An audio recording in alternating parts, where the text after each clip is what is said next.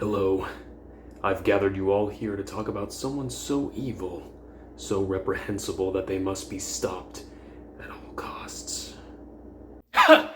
Just kidding. We're talking about a YouTube toy reviewer and why he owes you an apology. RetroBlasting is a YouTube channel run by Michael, where he takes a look at vintage and modern toys and collectibles and talks about them. And frankly, he does a really nice job. Up until recently, honestly, I would have considered myself a fan. That is until he posted this video, where he spends the entire runtime insulting his fans and diverting blame away from himself. But before we can dive into that video, we need to establish a timeline. Michael has posted 3 videos that are relevant to this topic. The first video was posted on September 24th, 2021. Now, this date is relevant. Make sure you remember it for later. But in this video, RetroBlasting goes over this prototype that he received from Mars Industries. He talks about how he got the prototype. It was sent to him by this guy named Conrad, the Kickstarter runner, the owner of Mars Industries, who wanted some feedback, wasn't expecting a review or anything, but wanted to send it to Michael, a respected toy community member, to get feedback and maybe put a video up talking about it on his channel for people who might be interested. Now, I'll say right here and now, Michael is not directly tied financially to Mars Industries. I believe him when he says that he wasn't paid for the review.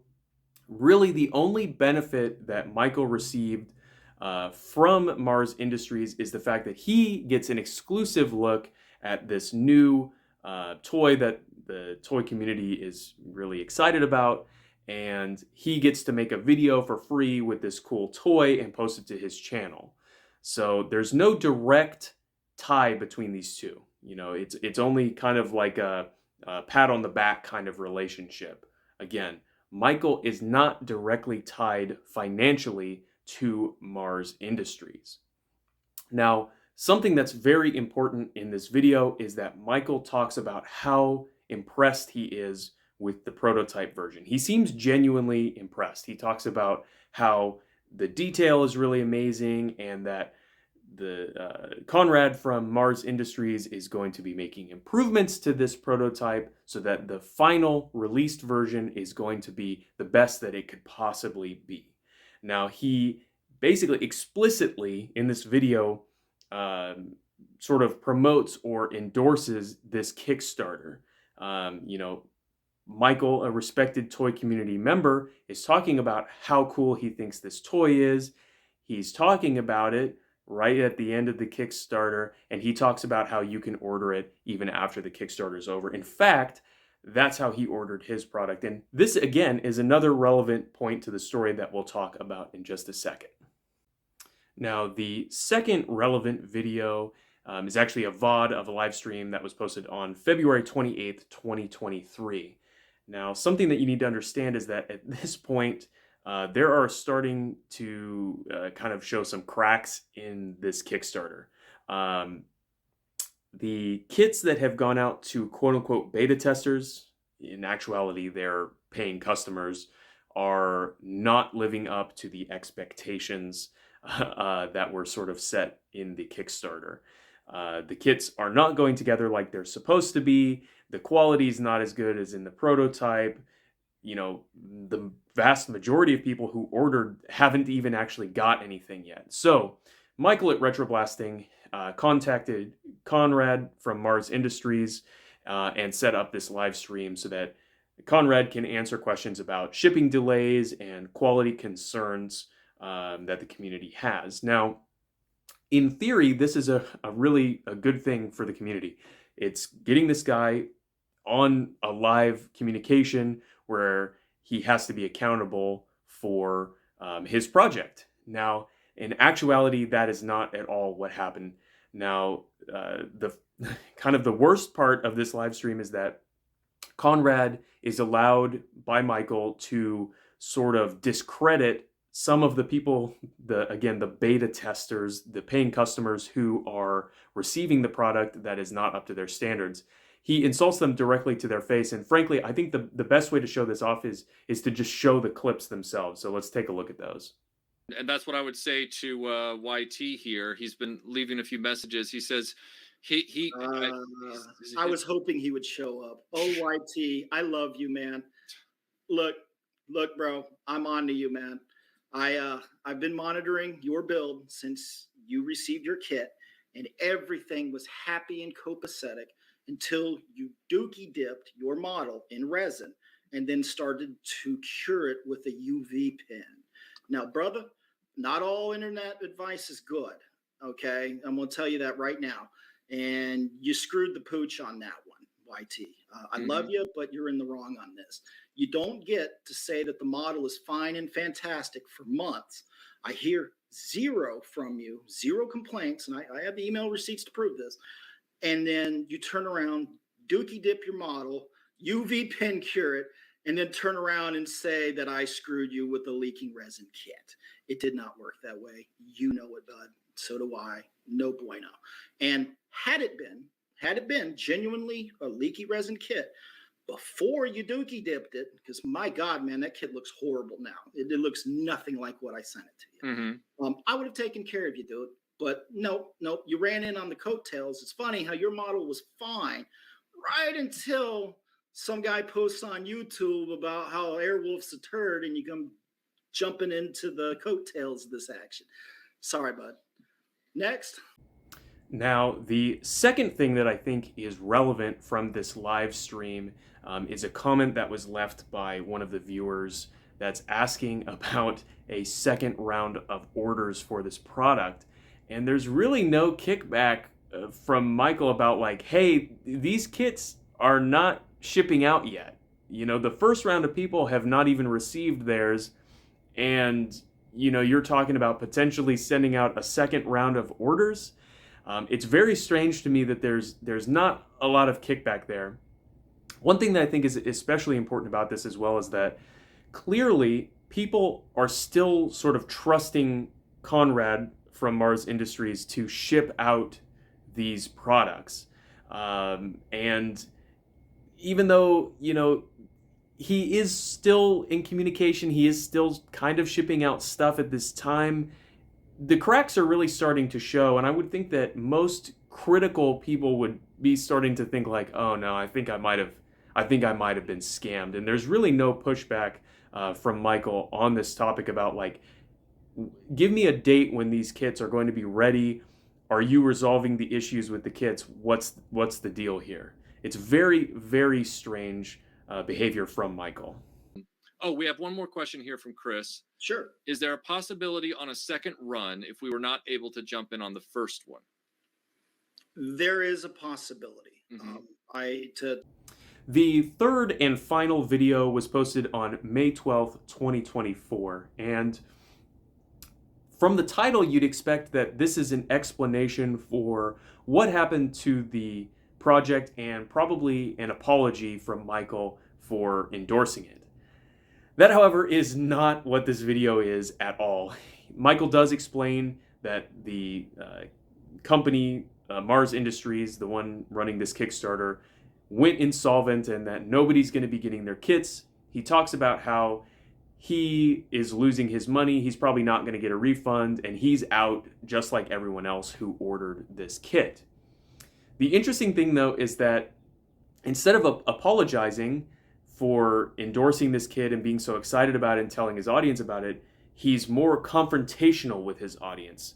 Now, he is talking about how people are blaming him for Mars Industries going under. Like I said, that is not his fault at all. But I think it's more of a deflection for what people are actually mad at Michael for, and that's for endorsing this product that turned out to be a scam, and then he's not even apologizing for it. He specifically in this video talks about how members of his audience are low IQ and childish. And frankly, I think that tone is really strange to take with your audience. In addition, during this video, he talks about another YouTuber.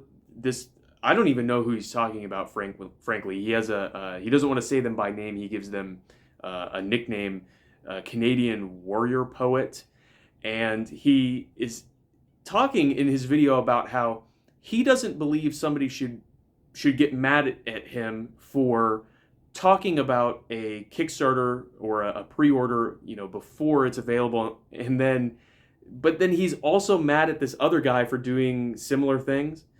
Now, he goes on and on just tearing into this guy about how this guy talked about it and he didn't even order it like I did. I got scammed. This guy over here, he's the one that convinced you. But also, don't be mad. I don't think you should be mad at me for talking about it, but this guy talked about it. You should be mad at him, but don't be mad at me. It's very strange. He's doing a lot of what feels like mental acrobatics to kind of get out of this situation and to push blame onto somebody else other than him. I will say this flat out. I have watched a re-upload of this Canadian warrior poet's video. He talks about the Kickstarter, whatever. He may owe his audience an apology too. I don't really think that that is relevant for your video, Michael. You talk about in your initial video how impressed you are with this Kickstarter. You endorse it. Whether it was paid or not, it doesn't matter. You used your reputation to convince at least some small portion of people to pre-order this item. I don't think you were doing it maliciously, but you did do it. You did convince them to do it. So it's very strange to me that you're trying to deflect blame. If you're truly innocent, just apologize. Nobody's going to be mad at you. You got scammed too. But instead, you focused this video on deflecting blame onto this other guy. In addition, Michael claims during this video that I posted my initial video after the Kickstarter was over, so I couldn't have possibly convinced anybody to order this product. This is just a lie. Your video went up several days before the end of the Kickstarter, and you acknowledge in that video that you can order this Airwolf helicopter after the Kickstarter has ended. In fact, that's how Michael himself ordered it, so he cannot claim that he didn't know you could order it after the Kickstarter window. It's very strange to me that you're trying to deflect again. If you've not done anything wrong, you don't believe you've done anything wrong, why lie about the date? Why bring it up at all? It doesn't matter. You know what I mean? Nobody's going to be mad at you for getting scammed, but they are going to be mad at you for convincing other people to buy in on a scam and then not even acknowledging that you may have convinced them. It's very, very strange. Another point from this video that I think is relevant is Michael is changing his policy about his coverage of artisan toys. Now, in the past, he has been willing to cover artisan toys that are up for pre-orders or on a Kickstarter, things like that, but he is no longer going to be doing that from this point forward. Now, I think this is a really interesting thing for Michael to cover here, because he doesn't seem to want to acknowledge that he has influence over his audience, but he clearly understands that he has influence over his audience. And what I mean by that is that in his, coverage video, he talks about how, I didn't convince anybody to buy this thing. I have no connection to Mars Industries. There was don't be mad at me. There's no reason to be mad at me. But then at the same time, he's acknowledging that he clearly has an impact on you. And that's why he's no longer going to be talking about these projects before they're directly available to order. It's just a very strange, it's just a very strange way of looking at this situation. If you truly believe, Michael, that you don't have influence over your audience, continue talking about whatever toys you want to. If they turn out to be a scam, then it is what it is. You didn't convince anybody. But if you do have influence over your audience and you feel like you have a responsibility to not talk about products until they're directly available to order, there's some cognitive dissonance that's happening here. It's one or the other. You either have influence or you don't. And frankly, it seems to me like if you're changing your policy, you believe that you have influence over your audience, and then you probably owe them an apology for potentially convincing them to purchase an item that turned out to be a scam. And ultimately, I think that that is my main criticism of RetroBlasting. He is not willing to acknowledge that he made a mess up, even though it seems like a genuine mess up. And then he turns it around to blame it on his audience for being angry with him. You know, it's very, very strange behavior. In conclusion, Michael owes you an apology, whether you ordered this helicopter or not. Frankly, he has a lot of sway in his community because he's a trusted member.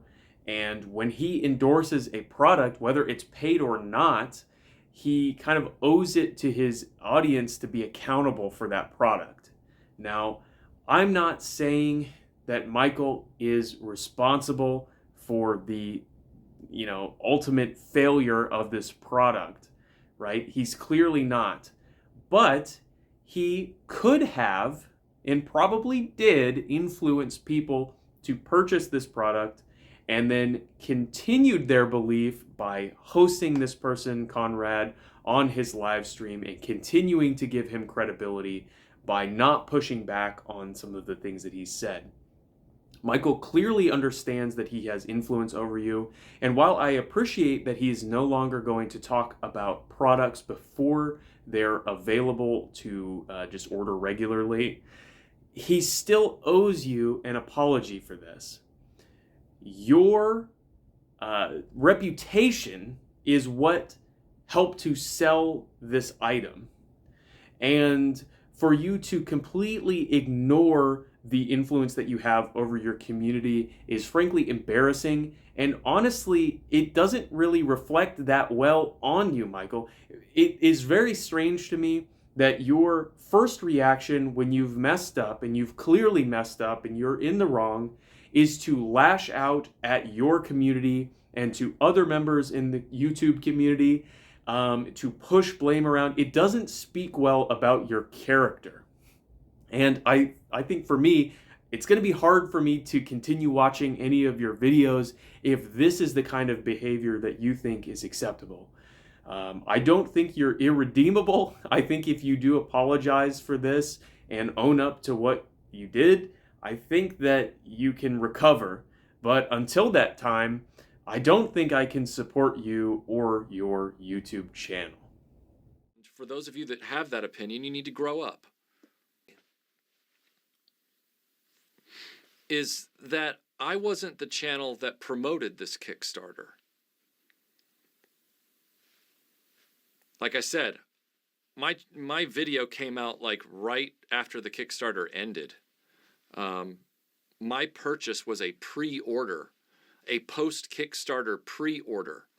After the Kickstarter is over, he said he's going to, have a retail posting for it, like an actual shop posting for it as well. So this is going to live beyond the Kickstarter, which is nice. But yeah, he just wanted me to look over it. And after I saw how cool it was and how many people have been asking me about this thing and telling me about it, I just kind of wanted to tell you guys that I've had the privilege of looking at this prototype. And I mean, wow, like it really is impressive. I mean, and knowing that it's going to be even better in the final.